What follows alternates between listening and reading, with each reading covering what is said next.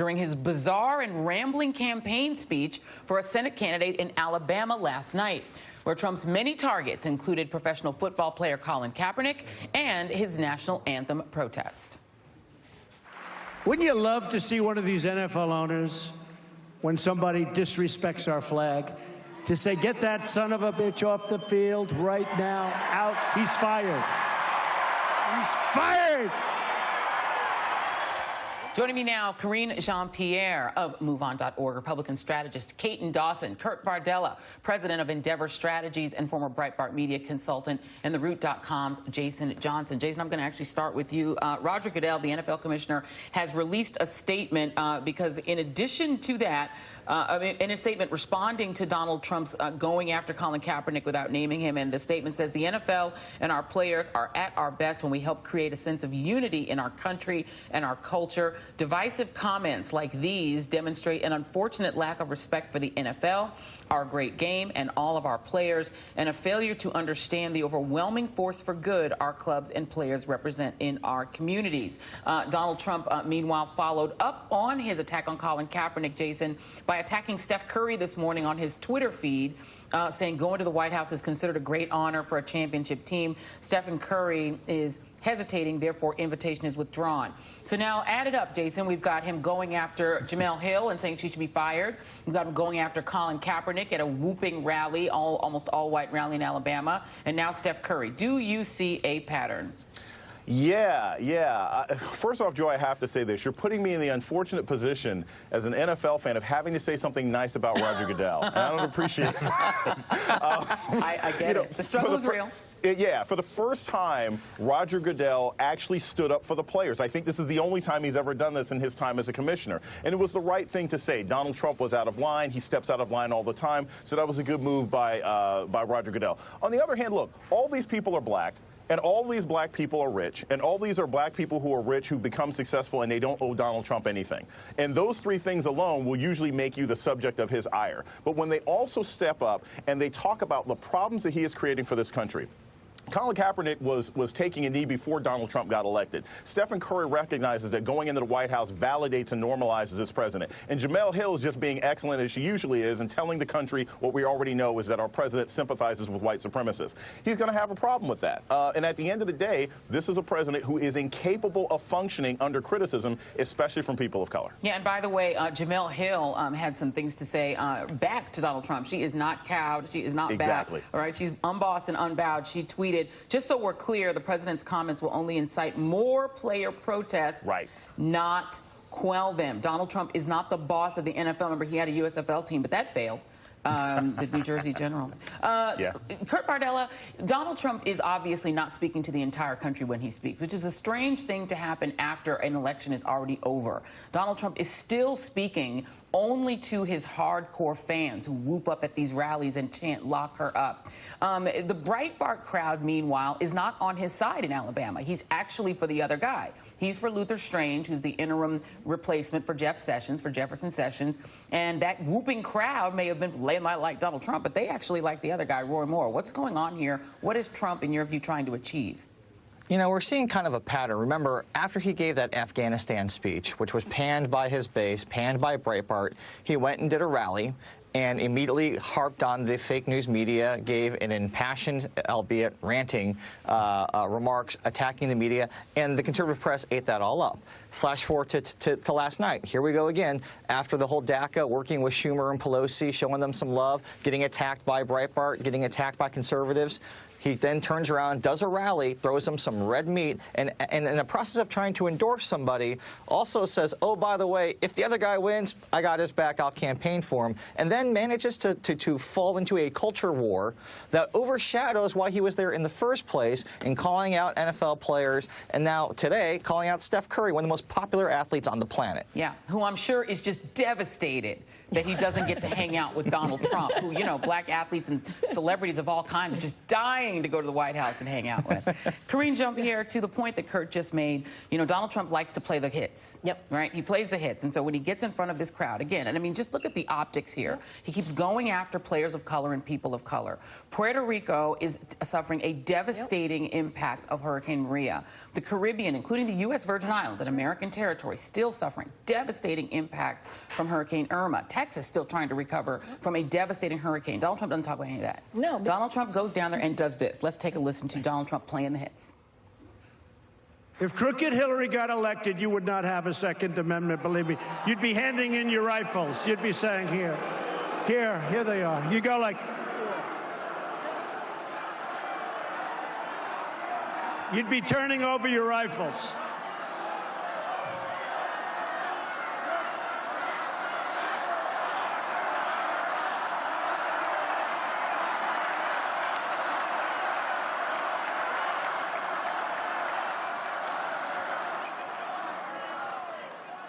You got to speak to Jeff Sessions about that. So that was the lock her up chant. You know, there's something sort of low comedy about it. There's also something low-key sinister about what Donald Trump is doing. Absolutely. I mean, Donald Trump has no idea how to be presidential, certainly not in his vocabulary, or he cares for it to be so. The part about this, too, when I watched this last night, he went through this conundrum that played out right on stage. He has Luther Strange, who he's supporting, but in his mind, if this guy loses, I don't want to be connected to a loser because it's all about him. And then he's probably thinking, well, why didn't I support the bigot? You know, because he's like, you know, Gorka, the neo-Nazi, supports the other guy more and more. And you have the white supremacist Bannon, who supports more and more. So I think there was like this little thing that you saw play out right on stage.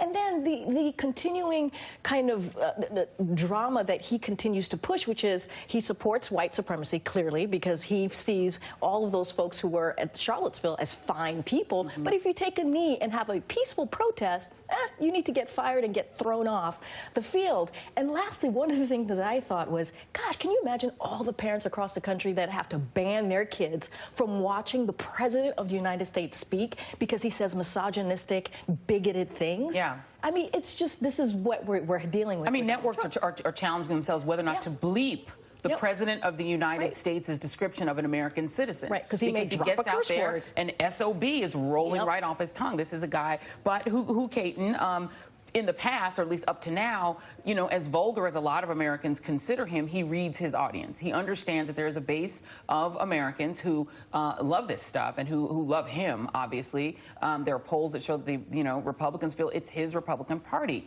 And yet I wonder if his instinct for the crowd was off a little bit in Alabama. This is Donald Trump, to Karine's point, kind of going back on his Luther Strain endorsement in kind of a way. Take a look. Take a look. We have to be loyal in life. You know, there's something called loyalty with these folks. And I might have made a mistake. And I'll be honest. I might have made a mistake. Because, you know, here's a story. If Luther doesn't win, they're not going to say we picked up 25 points in a very short period of time. They're going to say, Donald Trump, the President of the United States, was unable to pull his candidate across the line. And, Caton, you know, a lot of what Donald Trump does is performance. And I wonder if at some point the curtain gets drawn back for his base, that Donald Trump's instinct was to support the Washington guy, to support Luther Strange. His instinct is to appoint everybody from Goldman Sachs, to clean out the boardrooms of Goldman Sachs and put them in his cabinet, to put very rich people who like to fly around in private jets at the head of HHS. Steve Mnuchin, who likes to land on the, on the roof of government buildings with his actress wife. That's his instinct of how to staff his team. And his instinct was not to support Roy Moore, who a lot of Americans are freaked out by, but who the Alabama base seems to like. Is Donald Trump revealing that what he does is an act, or is he just sort of losing his feel for his base? I think it's the other side. I think Donald Trump did a really, really good job on the Roy Moore versus Luther Strange in being able to mitigate any damage when Luther Strange loses, and he's going to lose. He's 6 to 8 points down now in 3 of the important counties in Alabama. Judge Moore is an icon in the conservative base because of his stand on the Ten Commandments. That's what people know. we could get into his campaign, but people were at that rally holding up Judge Moore signs coming to see Donald Trump. What I've said on numerous times is Donald Trump's base of support that he keeps getting firmer and harder for him are very hard for him to ever transfer over in an election unless he's on the ballot. So he positioned himself pretty well to be able to go campaign for the guy that I would have thought he'd have been for in the first place. It certainly made him look like a Washington insider coming out for Senator Strange, who was an appointed one, who was in all kind of messy stuff in Alabama anyway before this happened. So at the end of the day, Donald Trump understands from Reince Priebus and Steve Bannon that and the same thing Barack Obama understood from his team was you better keep your base intact, because if they bleed at all when you need to do the big thing, which the big thing coming up is the tax package, because in order to pay for all these things, Donald Trump's going to have to explain to the American public, we're going to have to increase tax revenue. And at the end of the day, nobody's talking about the deficit right now, and you can watch the Tea Party come back when that comes. So did he make a calculated mistake? He made a Washington-type mistake when us Republicans have known for 8 years, and I can't tell you how many times we sat at the table and I'd say, folks, how many more times can we win an election running against Washington? Now we own Washington. Yeah, but so let's see what the Democratic base does. Is it honorable to whip up racial enmity and to whoop people up against Colin Kaepernick in order to get very rich people tax cuts? I don't think, I can't say it's unhonorable or whatever. What I can tell you is that Donald Trump's style is different than anything we've ever seen. I understand how he was elected. I understand where the new votes came from, and I understand the complete disdain for Washington out of our base right now, and that's just not going away.